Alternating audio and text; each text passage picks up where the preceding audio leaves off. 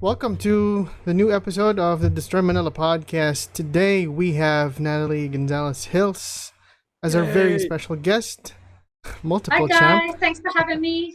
How are you in Australia? How's it there? Well, it's winter here, but I'm in a t-shirt, so you can tell it's not really that cold or anything. But yeah, no, it's good. We have had most of our restrictions lifted, so for us, the situation with COVID seems to be okay for now. Although, we're sort of waiting to see how things develop, like everyone else. But yeah, I'm Mhm. good. We've got a long weekend here, which means we have an extra day Yeah. um off work, Mm. so That's cool, pretty Nat. good. How about you guys? We're good. Aside from the lockdown, Yeah. You can't Yeah. really go time to anywhere, so contemplate so many things, life and work. Last time we spoke, Nat, it was in 2017, and you had just come Yes. off a loss from Gina and Young.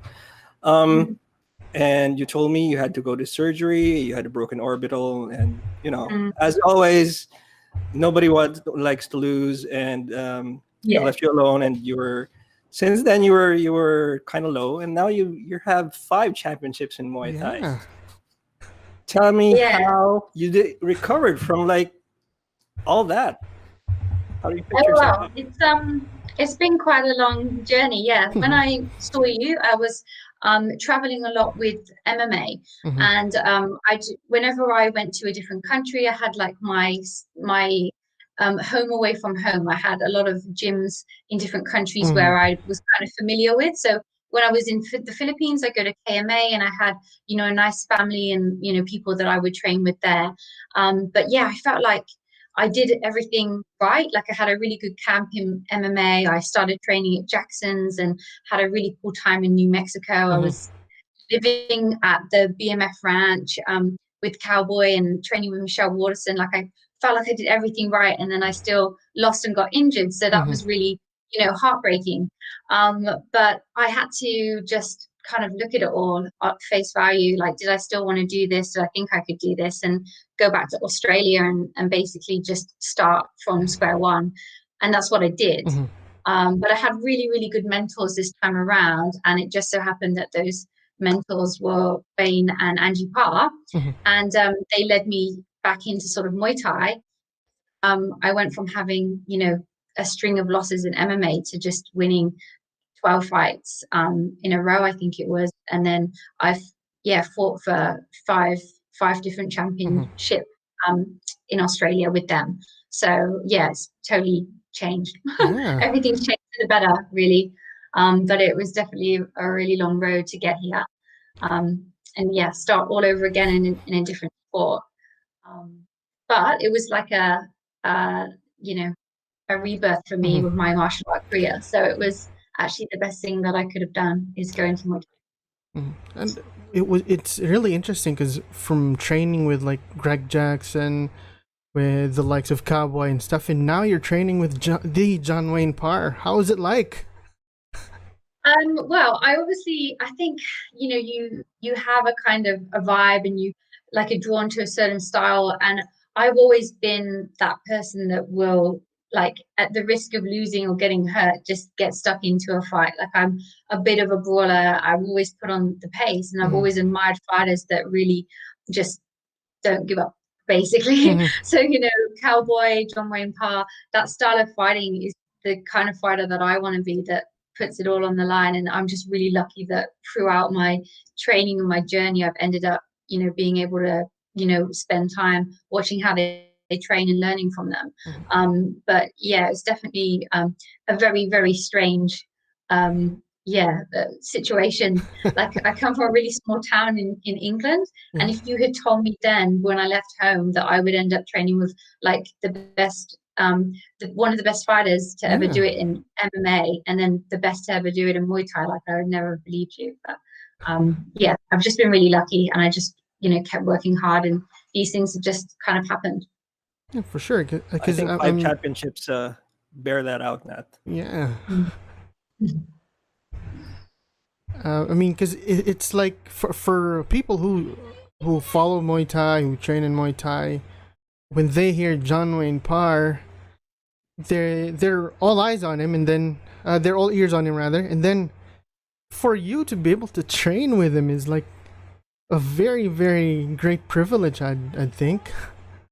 Yeah, and it's kind of crazy how it happened as well. So when I was in New Mexico, well, I guess if I take it right back to the beginning, Mm-hmm. I'm really, really close friends, have become really close friends with Wayne's wife, Angie. Mm-hmm. And so she's obviously from California. And I had, when I was doing MMA, I would drive, on like public holidays and things with my family at the time, we'd go up and train with them. Mm-hmm. So another thing is, well, I kind of like my whole life totally changed. I was basically like this close to being married with a stepson that was in high school Mm-hmm. to going like my own way.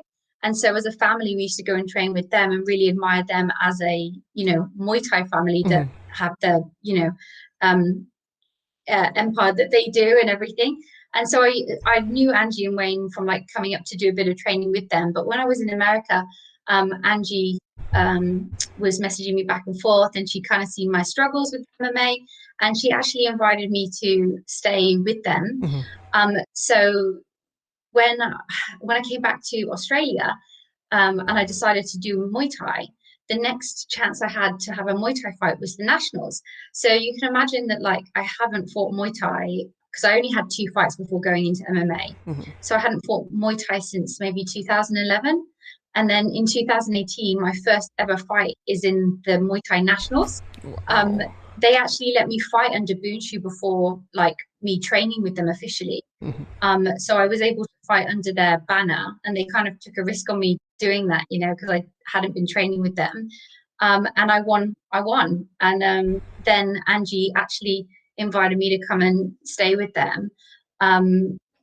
Was just so nice of her, because you can imagine like when you're traveling and you haven't got like maybe many fights, like things aren't really going so well, you have to be really fluid. And I had not like a set job. I was temping and kind of living and working wherever I was training. And Mm-hmm. so I was a bit of a nomad, and I have been for years. But Angie letting me come and stay with them actually gave me the chance to like rebuild. Mm-hmm. So I was actually nannying for them for a little bit. So they've got 3 kids. Yeah. And so I got a really nice bond with their youngest, Gemma. And then Jazzy and me are the same size, so we're Mm-hmm. awesome training partners. So it just kind of happened that from this, just how it developed, it was just really strange. Like I had come up for training, and then we talked to America, and then I fought under them, and then I ended up living with them, and then sort of helping out with the kids and stuff. And they've just been amazing, like mentoring me through getting back into Muay Thai. And I basically only had 2 Muay Thai fights, and then since I've been training with them, I now have 16 Wow. wins and 5 championship Wow. belts. So that's 2 nationals, 2 states, and an East Coast. And that's literally just the last 2-3 years with them.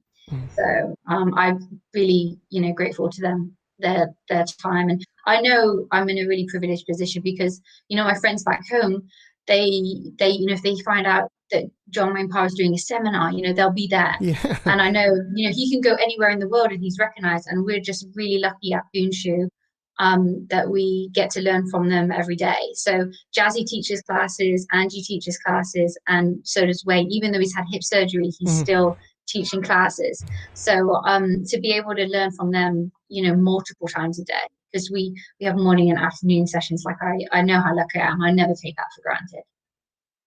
Wow.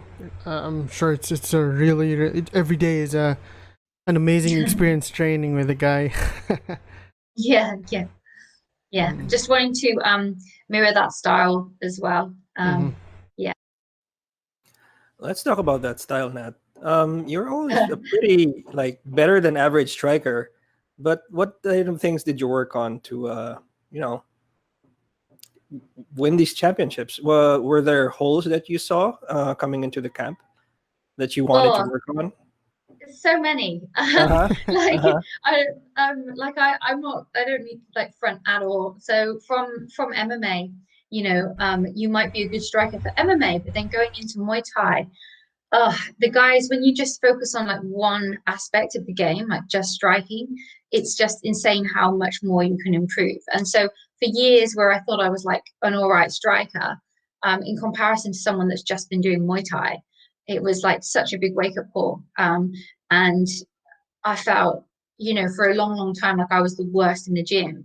And I really just had to not try harder than everyone else, but I had to work so hard to catch up because, it's the muscle memory. You're doing something multiple times a day, every day, 2 times a day.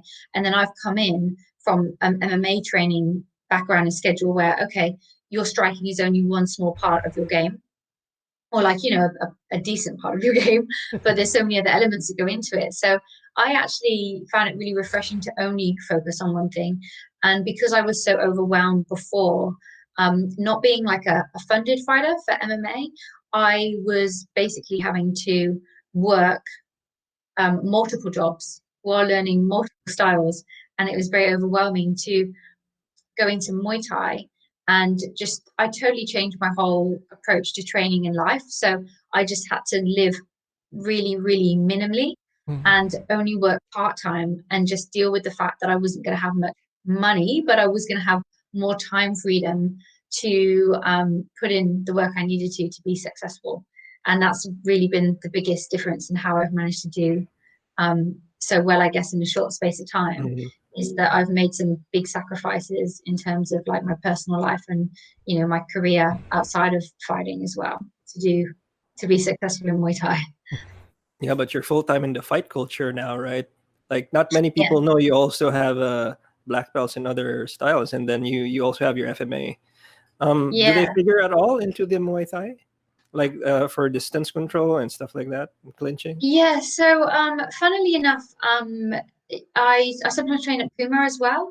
I'm Reese McLaren. At his gym, they practice harness, so I actually had to go on the sticks like not long ago. I go in and train with them. Like Reese is an awesome Reese coach. does FMA as well. Wow. Yeah, so his coach Vince, he's a black belt in harness, and we got the sticks out and we had a little play not long ago. But me, I use it to warm up sometimes with my wrists and things. But when I got my black belt and I was doing FMA, I was doing like 3 times a day training as I would do for a fight in Cavite City. And I did that for 3 months. And I actually had been training harness in the UK. I think I went maybe for 1 month or 2 months, and then I came back again for maybe 3 months. So I was very, very invested in harness and sword and stick fighting. And also I did sword and knife, and I did have a go with the gun, but I didn't do much with it.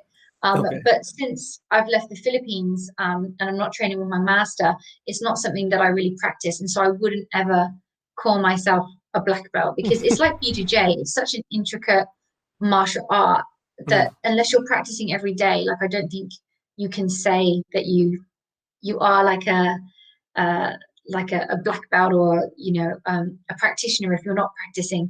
And I'm not practicing regularly enough to do it justice, but it's definitely something that I would love to revisit again in the future. And whenever I do get the sticks out, I enjoy it.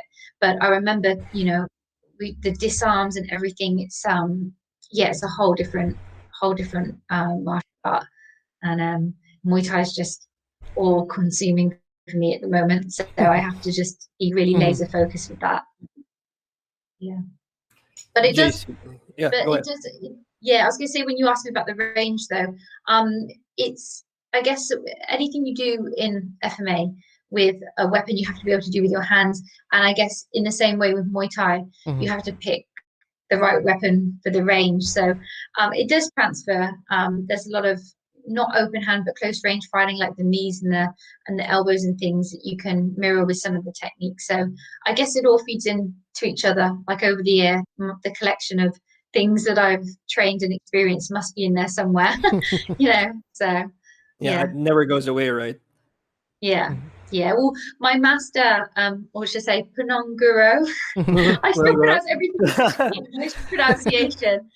And we were going to do this all in Filipino. Like, yeah, not but we anymore. realized very quickly that it would be a very, very slow podcast. Slow progress. Yeah. My nose would be bleeding. Yours would be nosebleed. Yeah. probably your ears would be bleeding from listening to me butcher the But Filipino not many language. people know you do understand a lot of Filipino. So don't talk Tagalog around Nat. She'll understand. Yeah.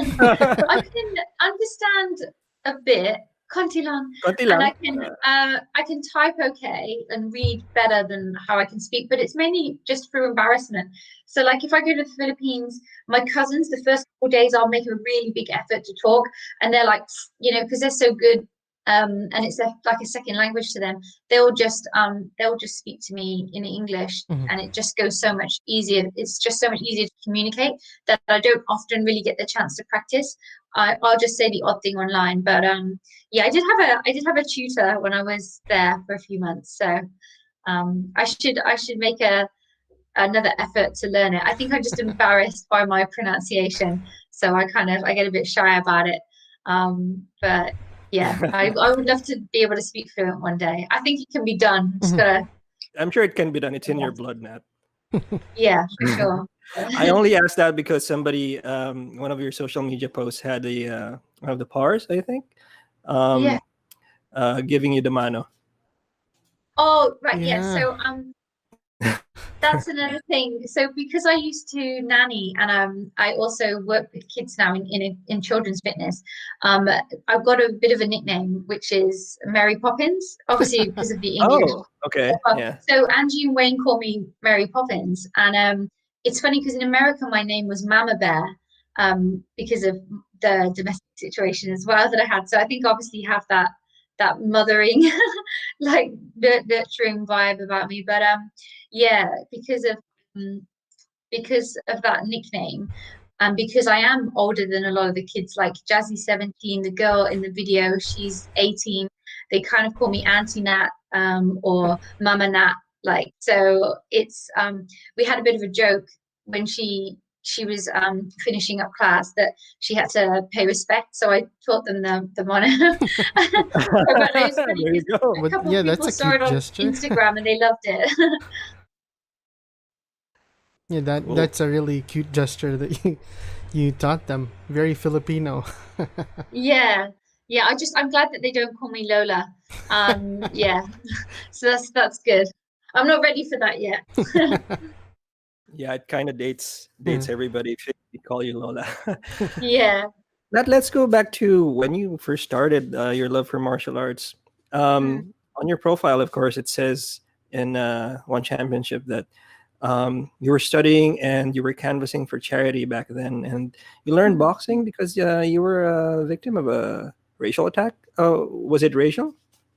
Yeah. So where I'm from in the UK, it's quite a small town, and it wasn't very diverse, I guess. So growing up, I was always like not even Filipino or Asian. They would always like a lot of times they call you chinky, which is more to do with like it means they think you're Chinese, and so I kind of got used to like sort of slurs and that kind of thing, like growing up. But when I was working for charity, I was in this one neighborhood raising money for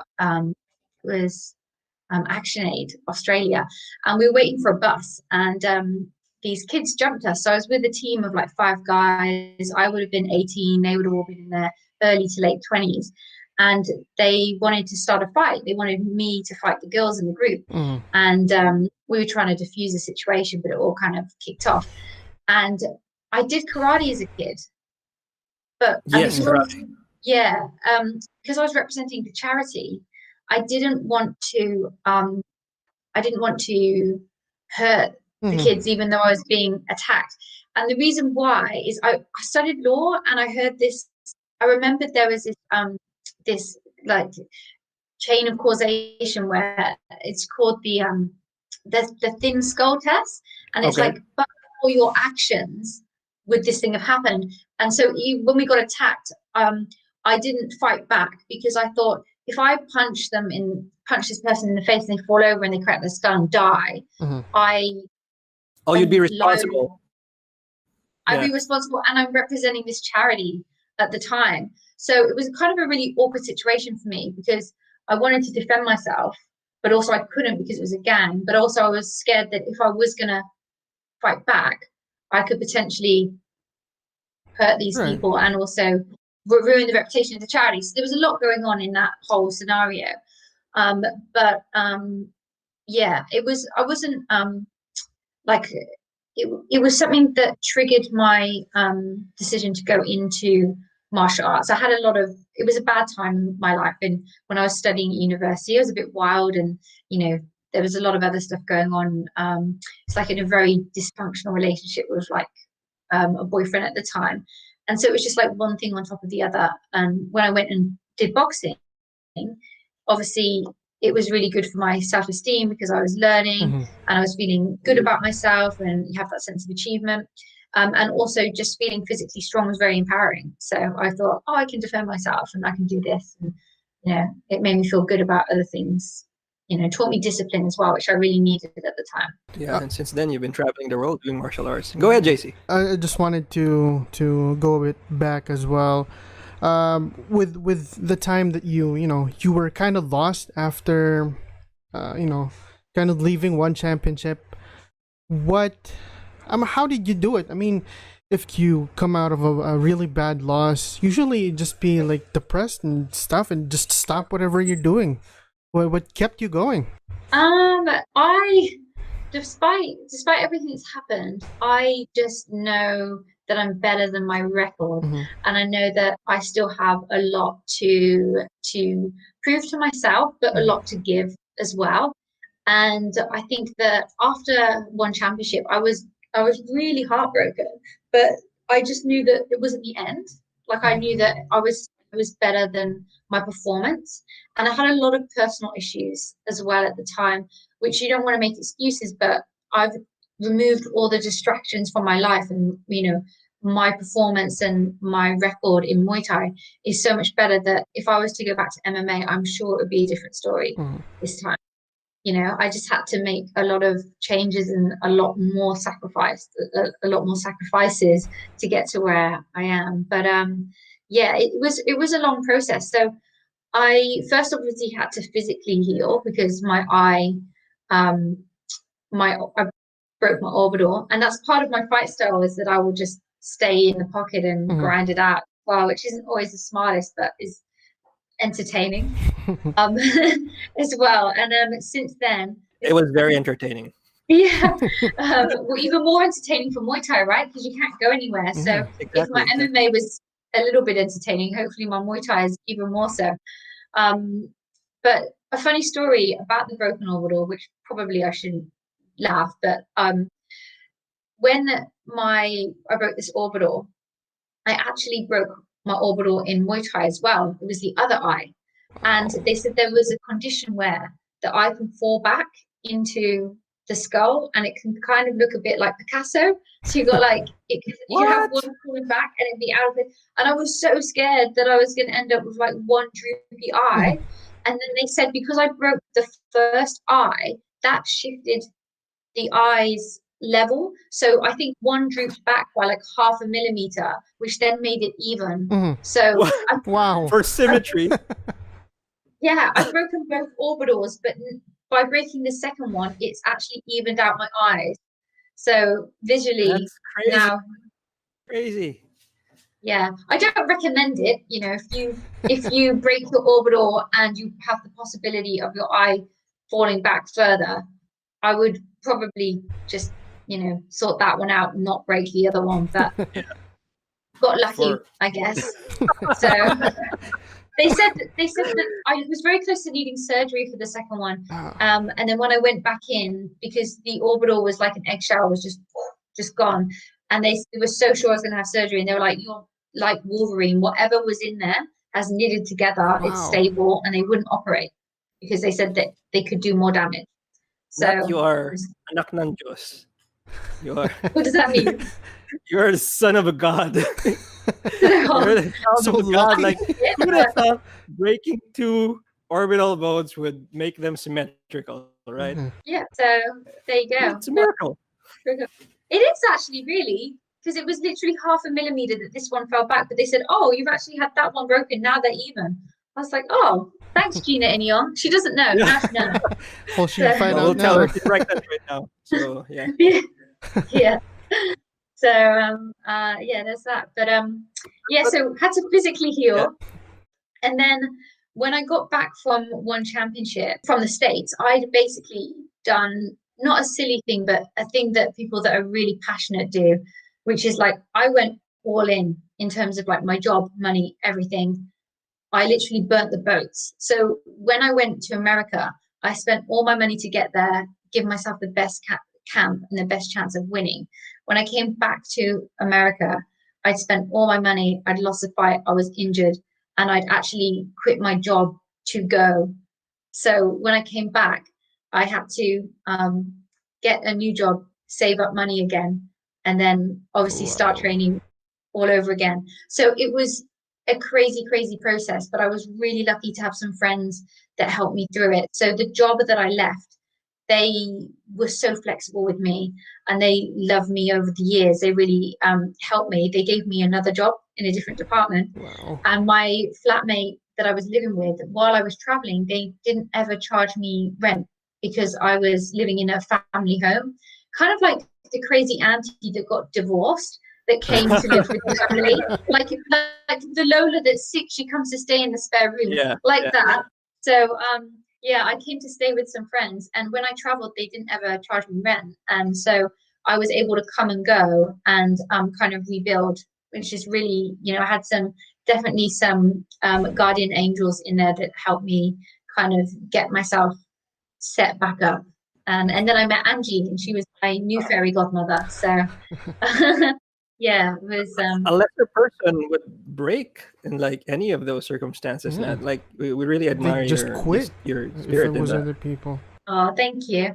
I guess yes, over the years, very resilient. But I think it's because I've been living away from home for so long. So there's like, it's not like I guess I left England when I was 22 because I didn't want to turn 23 when and be in my small town. I was like, I've got to get out, otherwise I'll stay here for my whole life, which is not a bad thing. I'm from a good town, but it was just so small. There was so much of the world like I wanted to see. And I just turned 32 this year. So that's 10 years I've been away from home because I refused to go home until I became a champion. So now I'm a champion, but my parents are like, you can come home now. But I need the world belt. I need a world championship belt before I'll be happy. Oh, so that's what I'm working towards. All right. Yeah. Well, that's what I want to do before going back to MMA. That's my plan. So there is fully a plan to go back to MMA, and you just became a purple belt, right? I actually became a purple belt in 2018. Oh, just before. Yeah, just before I started the Muay Thai route. So I actually, it was the weirdest thing. So after America and having that loss with to Gina, when I came back, I just like I said, I went through like the equivalent of a divorce. So I had like nothing. I basically just threw myself into training, and I won 9 Muay Thai fights in a row, and I won gold as a blue belt. And then I won 2 more comps and also graded to purple belt. So I went from having like no wins, no like or losses to just winning everything that I tried. So it was really like a massive, like just soul warming, like healing that I needed to just have some wins, so many wins in different disciplines too. And so I got my purple belt and I was planning to go back to MMA, and then Muay Thai just steered everything in a different direction. So with BJJ, I've been keeping up my training, but I haven't been training regularly enough to do comps and things. I've just been keeping my hand in so that it's there, ready for when I want to go back. But Muay Thai, because I'm so active with my Muay Thai, it has to be sport specific. And I'm mainly training Muay Thai for my fights. I'm sure when you go back to BJJ, you'll be a killer as well. Well, I'm enjoying it now because it's not so you're not doing it for or anything. Yeah, I'm learning so much more this way too, having fun, and Boonhcu Gym, they have always traditionally been just a Muay Thai gym and boxing because they've got some really good boxers. But this year, and you probably, if you're following Wayne, you've seen that they've got they started. We've got a professor, Professor Daniel Almeida, but he is teaching MMA now and Brazilian Jiu-Jitsu. So all of these Muay Thai fighters are learning J, and so it's cool. Like they're all white belts, I'm a purple, so it's nice to be able to help. And I still train with Vince and Reese at Puma, so I do gi every now and then. So yeah, it's just fun. It's fun now rather than there being so much pressure. It's good to mix it up. Cool. Yeah, JC has more questions. My question really is more about advice that you can give to struggling fighters right now. I mean, those who are losing hope. I mean, with the current situation, not knowing where to go next, especially those who come off like really bad losses. Yeah, really bad losses. There's a lot of those right now. Yeah. So and I've had some really, really bad losses, like, injuries, and then just shattered dreams, just straight, like Yes. just a bad one. And I think the only way that you can kind of get over it is just have a good sense of humor about it. Obviously, what you're doing is really important. You have to take yourself seriously, but the grand scheme of things, it's like, are you going to be miserable? Like, how bad do you want it? Because if you want it bad enough, you will just find a way to get through it. And a lot of times, if you overthink things, it can make you freeze. And so for me, the best way to deal with a loss, you've got to let your body recover if you're hurt, and you have to like have that time out, but it's to keep moving, and just being positive. So when I was having really bad losses, when I would say when I'd lost, or if I, had this string of losses, it's getting worse and worse, I wasn't expecting that it was going to get worse. You have to first, expect that you can win and have that positivity. And the way that you do that, I feel, is by just being really positive. So training or staying active, like maybe you need a break after a loss, like from MMA. So do something, but just don't wallow in the loss and not do anything. So I like to spend a lot of time in nature whenever I've been upset or overthinking, going for a walk or going somewhere new. Just spending time outside is always really beneficial to me, and spending time with people that are really, really true friends that like don't want anything from you and can remind you of what you enjoy and what you like. When I was really sad and I was lost, one of my friends said, you need to remember what you're about, and what makes you happy. And one of those things is like speaking to people that have known you for when you were a kid. So speaking to my parents back home or friends back home, just reminding yourself, of what you really are like, and that you're not adding to your performance. It's not all do and die. So I think that you can get into like a really extreme way of thinking. So I lost, and my self-esteem and my worth, and it's all tied into the performance. And you can't live like that. You have to be really detached and go, okay, that's what I did wrong. I can work on that. And yeah, I think that's the only way through, is just stay positive, keep making lots of small steps towards where you want to be, just try and ask yourself important questions like why are you doing it, like what's keeping you going, your whole reason why, right? Yeah, if you don't know why you're doing it, then or you're doing it for the wrong reasons, you're not gonna win. And for a long time, I think the reason I wasn't winning is I was like trying to make up for things that had happened to me. Like I thought, like without like knowing, but subconsciously, like I was fighting for the wrong reasons. And then I feel like when I had some time alone, sort of refocused on what I wanted to do, which is just to, use martial arts as my vehicle to improve myself and to grow and to be happy and to have this lifestyle where I can travel, I can train, I can continue to grow and learn things about myself through martial arts and teaching others, that's when I think I was doing it for the right reasons, and that's when I started to win and have success. But it's taken me longer than I wanted to get here. But now that I've got here, I wouldn't change anything, and I wouldn't take back the bad things that have happened, because they were the biggest lessons. Yeah, I mean, it's 5 championships. Who wouldn't want that, I guess? Exactly. Well, especially since 2 injuries, actually, 2 orbitals actually equalize themselves. That's yeah. Wow. I don't think you get there like. Oh, I remember you broke your arm. Yeah, I tore my UCL. So I had a full thickness tear of my UCL, and they told me the physio.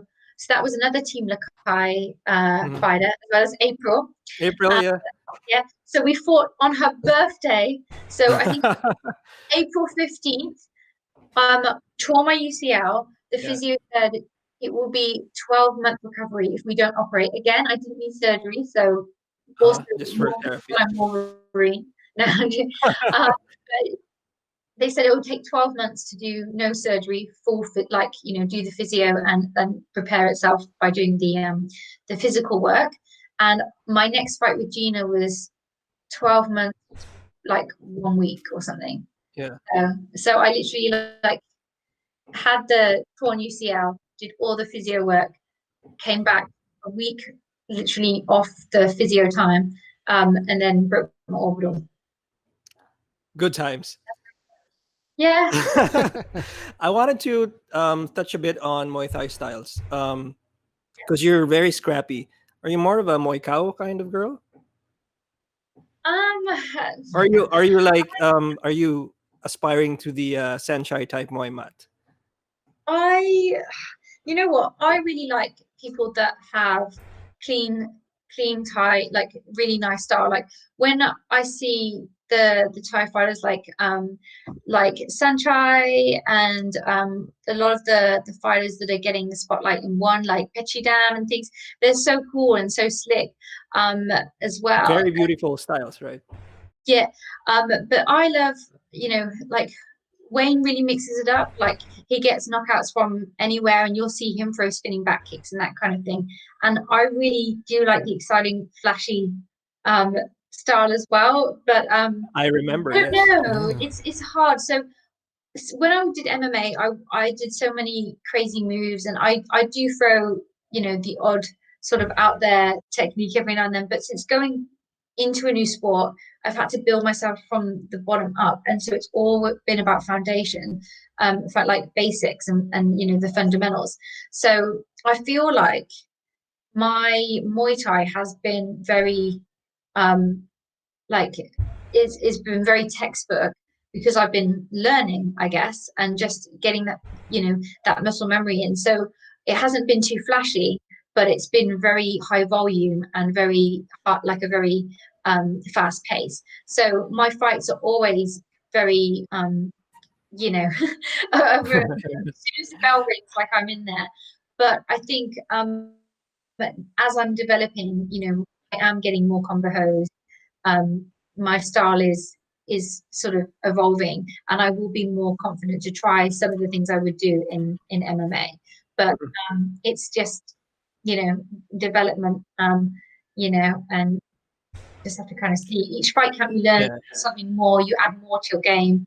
But I feel like in the beginning, I feel like in MMA I was flashy and really confident, would try more things, but I would always cop a lot of damage to be that. Pull it off. And then going to Muay Thai, I feel like now I've been very textbook, a very almost like a rigid fighter, but just very high volume and in your face. And I feel now that I'm evolving, like it will get a bit more. I will get more of that Kilapino style back, maybe. It does seem like sometimes you're itching to throw something very fancy. I think they've actually, at Boonhcu, they've really drilled out in a lot of ways the MMA style. So although, because obviously Wayne is a legend, like he can get away with pulling off his crazy moves. Since I've been at Boonhcu, when I first came, they didn't like the MMA style. Like my punches were tip tappy to them. They wanted like 100% power on everything.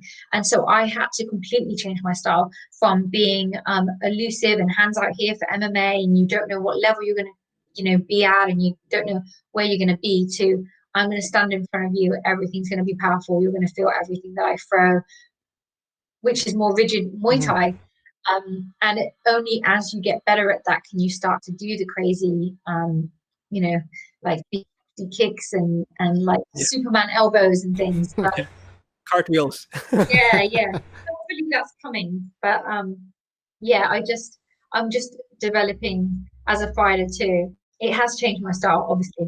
Yeah, for sure. I mean, it's made me a lot more stronger fighter, such a better striker, that I feel like when I go back to MMA, I will be like, the version, the version that Kilapino 2.0.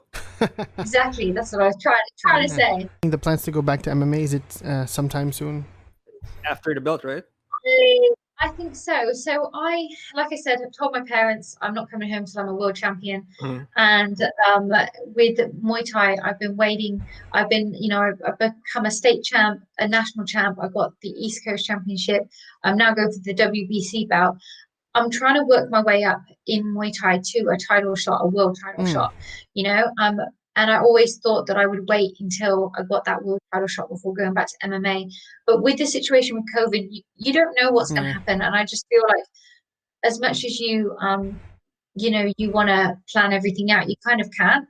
So even this title fight has been postponed from April. And I had actually a boxing debut that was meant to happen in May. So I had the Muay Thai title fight April, boxing debut in May. They both got cancelled.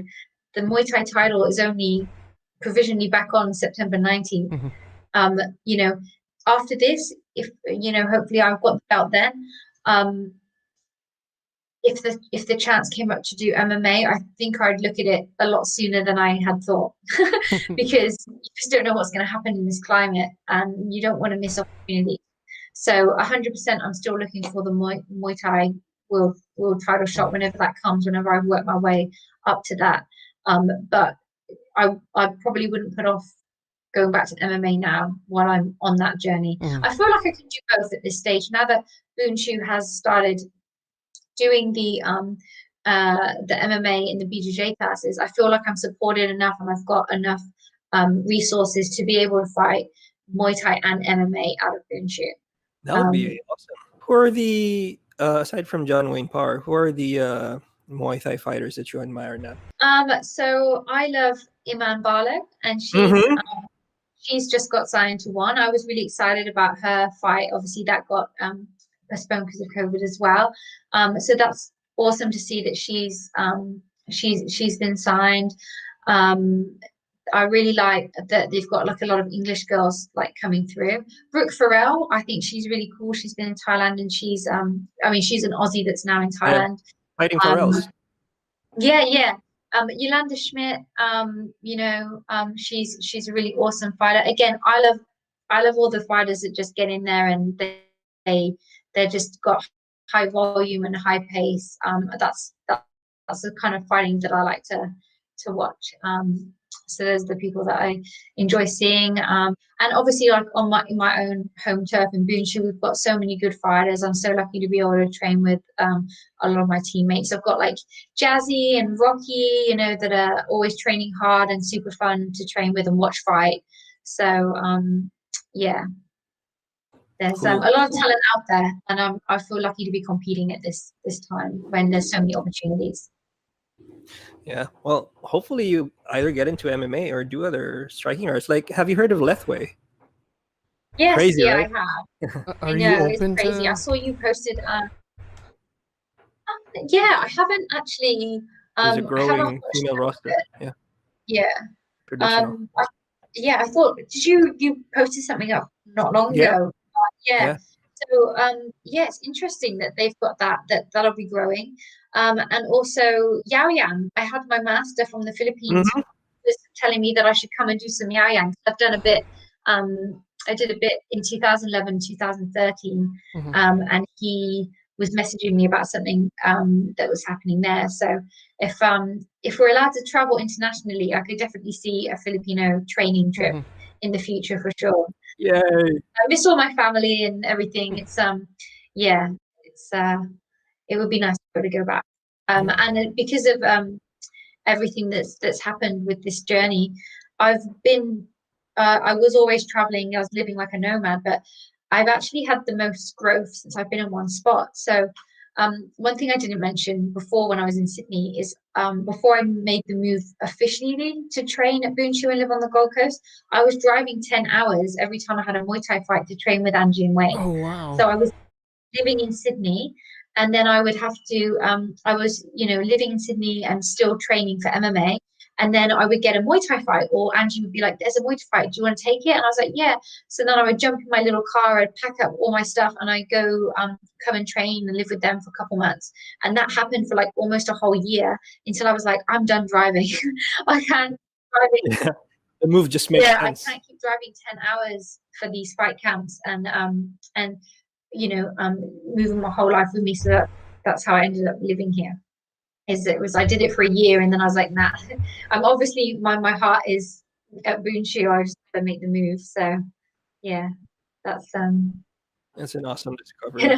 It really sounds so different from last time we spoke. Like, you sound much more passionate. You have much more to look forward to and stuff like that. Nat, what do you what are your other things going on? Like, you still have the PT, like training for others, right? Oh yeah. So kind of this always happens with me, Gilzilla. Yeah, I'm actually going through.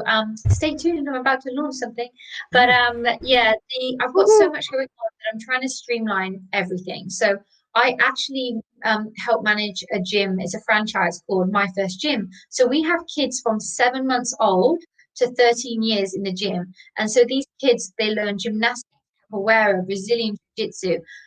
They can learn dance, cheerleading, gymnastics, whatever it is. So from a very early age, we have like a lot to offer these kids. So I'm helping manage that gym. On the Gold Coast, there was two, and then through COVID, we've put the two together. It's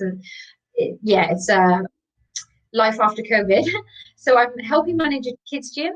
Then I have my personal training business, and then I'm also fighting myself. So I'm working part-time as a 2IC, which is this helping manage this gym. I'm working part-time as a personal trainer, so I'm doing Muay Thai coaching as well as personal training, like strength and conditioning and that kind of thing. And I'm also training MMA slightly in case the comeback happens sooner than I had anticipated, and getting ready for my Muay Thai fight. So I'm still doing a lot of stuff, and I'm trying to streamline it at the moment to make my life a little bit easier. But as well as that, I've taken up some new hobbies. So I think I mentioned to you guys earlier. Yes. Now playing drums and guitar and making noise. Always making noise, being a nuisance generally.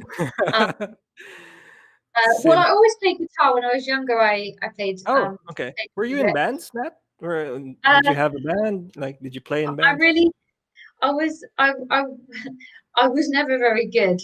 I was into punk and a little bit of a heavy metaler when I was younger. So I had an Ibanez Geo when I was younger. Oh, that's not a bad guitar, man. Yeah. But now, yeah. But now I don't really pick it up too much. But really excited to learn how to play drums because I always wanted to when I was a kid and I was never allowed. So now I'm an adult. I bought myself a kit.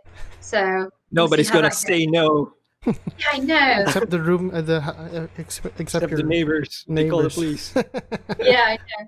That's why I got the low volume cymbals that are 80% less noisy. Apparently, were tested out. There's a rubber net that you can buy and put around the metal. Yeah, I saw that you can get like wet material, like as well. Dampen the sound, and then put more cloth inside the bass drum, stuff like that. Yes. Yes. Yes. I've been looking at the how to soundproof it on YouTube, how to make it a little bit more neighbor friendly. But the real question is, what song are you going to walk out to when you go back to MMA? So I had a favorite song. It's a bit rude. It was called Cockney Thug by Rusko, and I always walked out to that when I was winning. So I think I had like my first 3 fights I won, and I kept that song, and then I lost and I stopped using it. But I brought it back because I loved it so much. So walking I don't know. But for MMA, I guess I'll have to see what the camp and the run up is like. But that's the first song that came to mind when you or said like that. an original Natalie Hills song. Yeah. Oh yeah. I could play guitar, sing it badly, Yeah. play drums maybe Play also drums. badly. Yeah. And then walk out to it, own it all. Yeah, you'll get the lighters going. This has been a really, really nice conversation. It's awesome. Oh, Yeah. I know. I forgot that it's being recorded. I thought we were just catching up, so that's cool. I didn't even know how. Yeah. Yeah. That's kind of how we roll. Yeah, it's all cool. Natalie has choked me out a couple of times in training, so yeah. not intimidated at all. KMA have got some really, really good BJJ practitioners. I remember it was awesome training there. I don't remember tapping you out. I'm sure you got me with something maybe. But you're really strong. You're really strong. I remember we were playing some kind of grapplers rugby. That was funny. Yeah. That was funny. Yeah. Yeah. I remember Rich Franklin did a seminar Rich there Franklin too. did a seminar, yeah. Yeah. Were you there for that one? No, I didn't. It was expensive. Yeah, but where can they find you, Nat? And then can you invite them to your upcoming fight in September? There's a streaming internationally. Yeah, right? sure. So you can follow me on Instagram. It's Nat Thrills, or you can go to Kilapino.com. And I also have a Facebook page, which I think is Natalie Gonzales Hills. So this is part of the streamlining. I'm going to put it all under one thing. But yeah, Nat Thrills at Instagram is probably the best place. And my fight is September 19th. It's Destiny Muay Thai. I'm fighting for the WBC Queensland belt. And hopefully the date sticks. So I'm just hoping the stages of COVID don't change and that everyone can stay healthy and safe. And that should hopefully be September 19th. And they was meant to be Mansfield Tavern, but I think they need more square meterage. So we'll see. The card actually looks nice. I've seen it. Yeah. Very excited for that. Thank you so much, Matt. Yeah. Thank you. Yeah, and there will be a stream, and I'll share that. Yeah. Yes, please. Yeah, yes, that would be good. please. You have quite a fan base here, if you can believe. Oh, do I? Yeah. Yeah, you're the killer Filipino. Yeah. It's funny. Show them your cat, Nat. Oh, okay. So I have my. There you go. Wow. Yeah. That The was last actually thing that- done. Yeah. By who? That was done in Cavite City. El Caviteño represent. Yes, Cavite represent. That's the last thing that your opponent sees before they get knocked down. Especially in Muay Thai. Downward elbow. Thank Yeah. you so much, Nat. It's been an honor. Thank you. We'll hand over the mic to you. Do you have any other promotions you'd like to tell us about, like Girlzilla and your clothing, or who your sponsors are? Oh no, so this I just really like this brand. It's Thrills Co, but they're not anything to do with me. I wish I thought it was signature. Yeah. No, and just shout out Boonhcu Gym. I owe them everything, all my success in Muay Thai. Leone, 1947 Australia.